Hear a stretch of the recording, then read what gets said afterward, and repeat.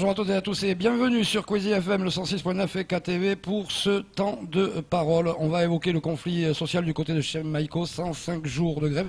Des images comme on n'aime pas en voir aussi sur la forme.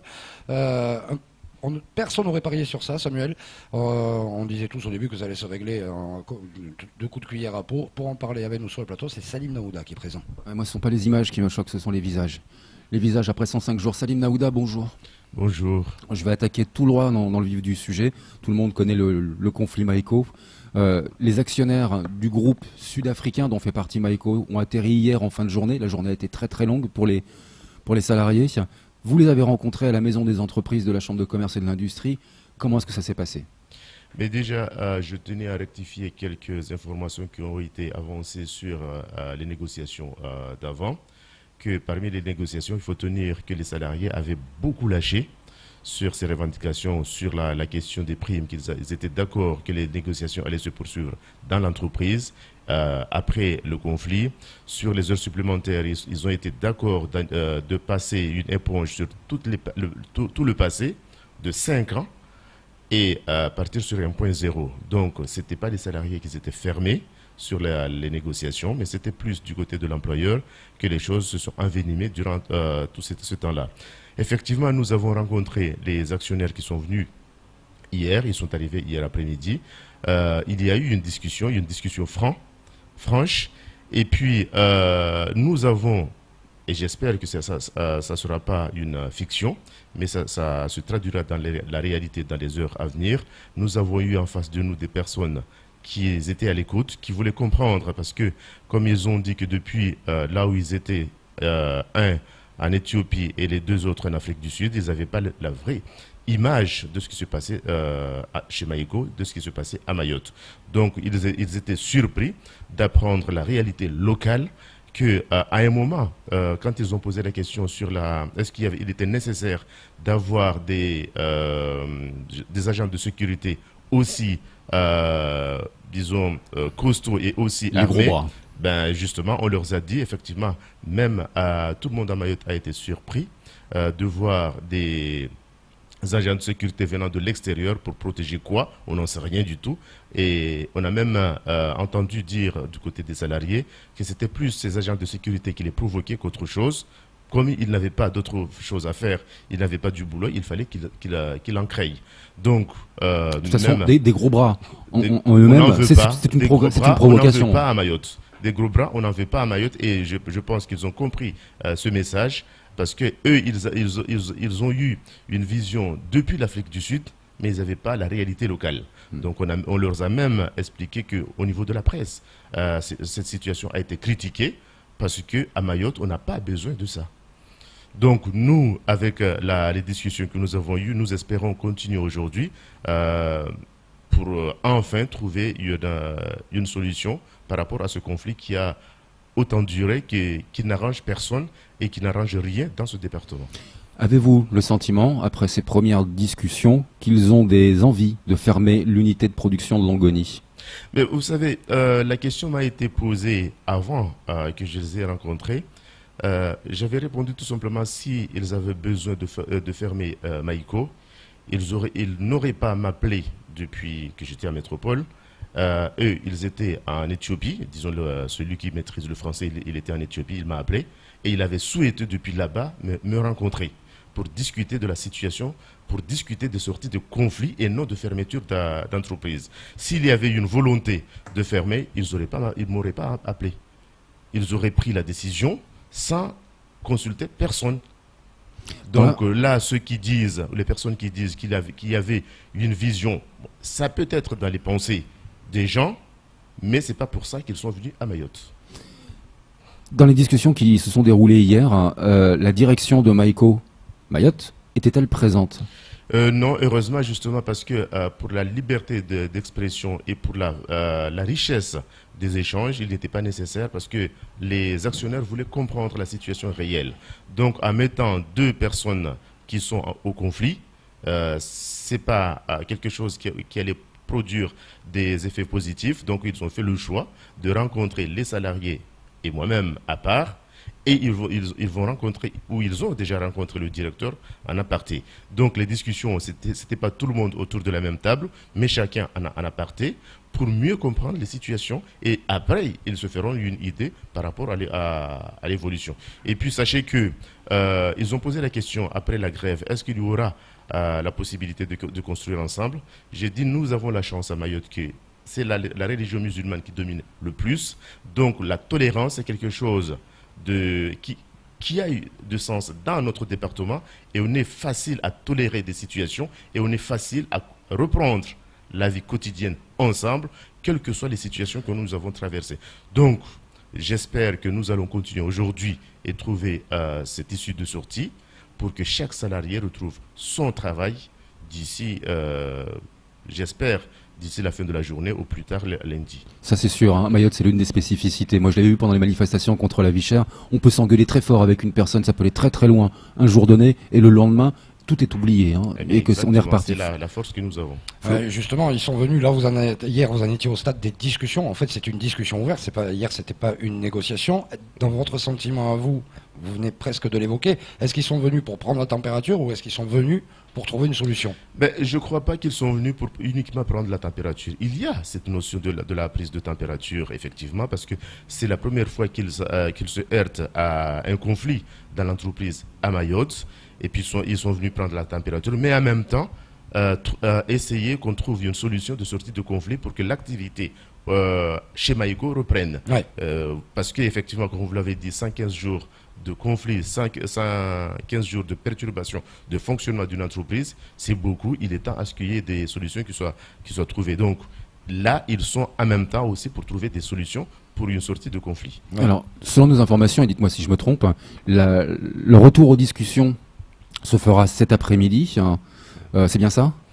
De toute façon, on attend incessamment sous peu. Dès qu'ils nous appellent pour reprendre les discussions, nous sommes prêts à reprendre. Mais on imagine que la matinée peut aussi être en partie consacrée à visiter le site de Longoni et peut-être même d'aller voir les grévistes et les non-grévistes qui se trouvent sur le site. Effectivement, parce que ce matin, il devrait être normalement à Longoni, comme il nous l'avait annoncé hier.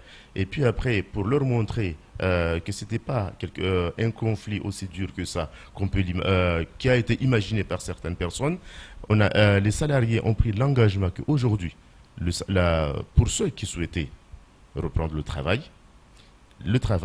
allait continuer à s'effectuer avec les non-grévistes. Et cet après-midi, la réunion est prévue chez Maïko et non à la DIECT. Nous, ça sera pas délocalisé. C'est justement pour démontrer et pour montrer l'envie du personnel et l'attachement du personnel à cette entreprise qui ont, pour certains, ils ont plus d'une vingtaine d'années dans cette entreprise. Donc, c'est pour montrer au combien ils tiennent à leur entreprise et au développement de leur entreprise. Et puis chez Maïko, Samuel et Salim, on n'avait jamais connu ça. C'est une entreprise qui n'a jamais fait parler d'elle, où ça s'est toujours bien passé. Et puis c'est quand même l'image de Coca-Cola. Il y avait eu une petite grève dans les années 2000. Pourquoi? Parce qu'on avait affecté le mari d'un sous-préfet comme directeur, et que Monsieur Desbazeilles, et ça avait pas du tout marché, et il avait dû partir très rapidement, le monsieur. Mais justement, c'est ce que j'ai dit aux actionnaires hier, qu'il ne s'agit pas là d'un problème de fonctionnement, mais il s'agit d'un problème de management. Parce que les salariés, ils avaient demandé, d'ailleurs c'est ce qu'ils ont eu comme habitude, à chaque fois qu'il y a un souci, quel que soit le niveau de souci, l'ancien directeur était prêt à le recevoir et discuter et de sortir du conflit tout de suite, avant que la chose n'aille plus loin.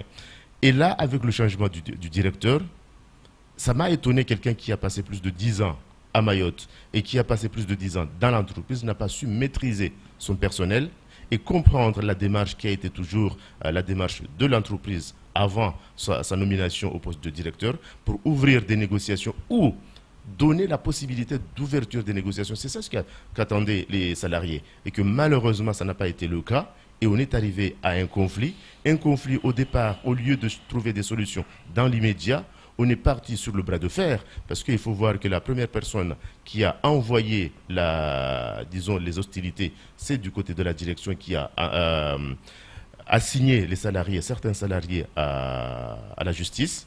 qui ont été condamnés.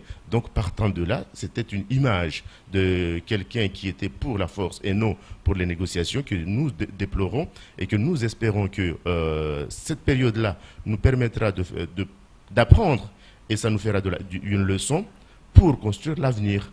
Donc, l'image qui a été donnée, ce n'est pas l'image que nous souhaitons construire pour l'avenir. Et le passé de ces salariés, ils souhaitent reprendre et reconstruire l'entreprise pour que l'entreprise soit compétitive. Parce que imaginons une entreprise qui fait plus de 40% des boissons,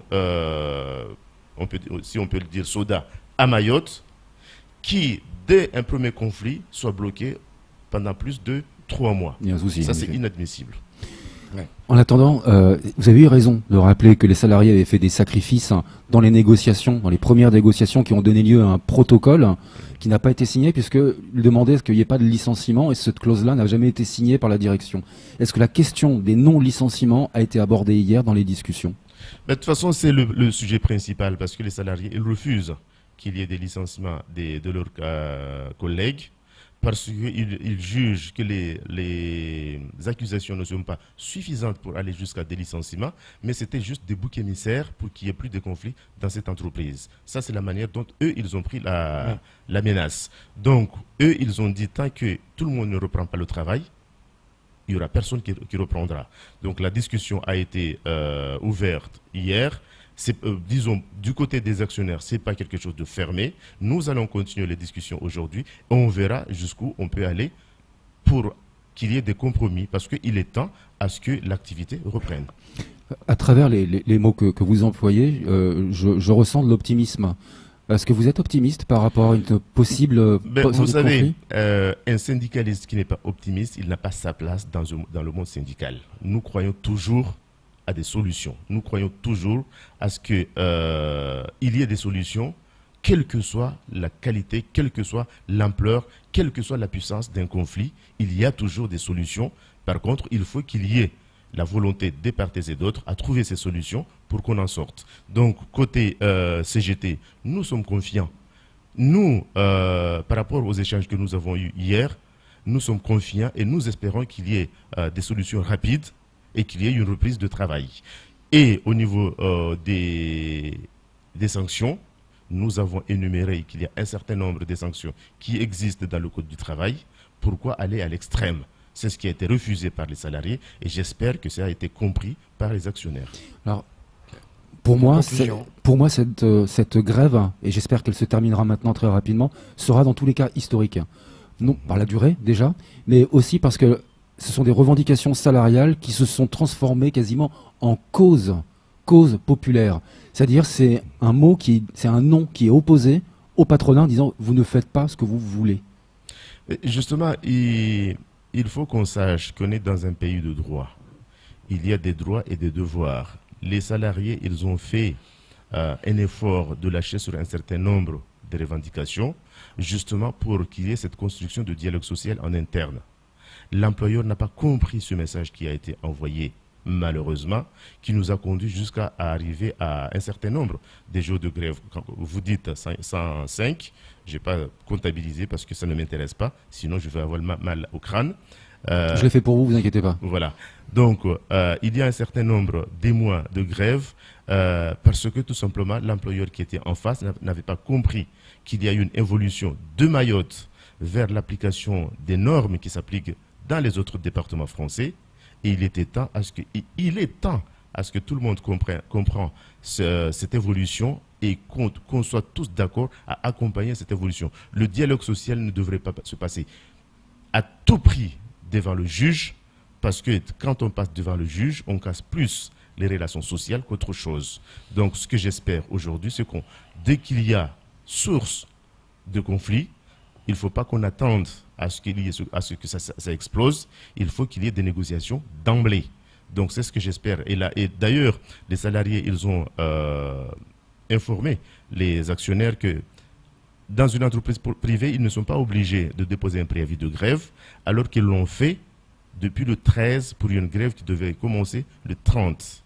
C'est plus de 15 jours de préavis. Laisser le temps à la et il y négociation. avait suffisamment du temps pour discuter, pour trouver une issue de sortie. Malheureusement, ça n'a pas été utilisé correctement. Merci beaucoup, Salim Naouda, d'être venu vous exprimer sur ce plateau. C'est tout pour ce temps de Merci à parole. vous.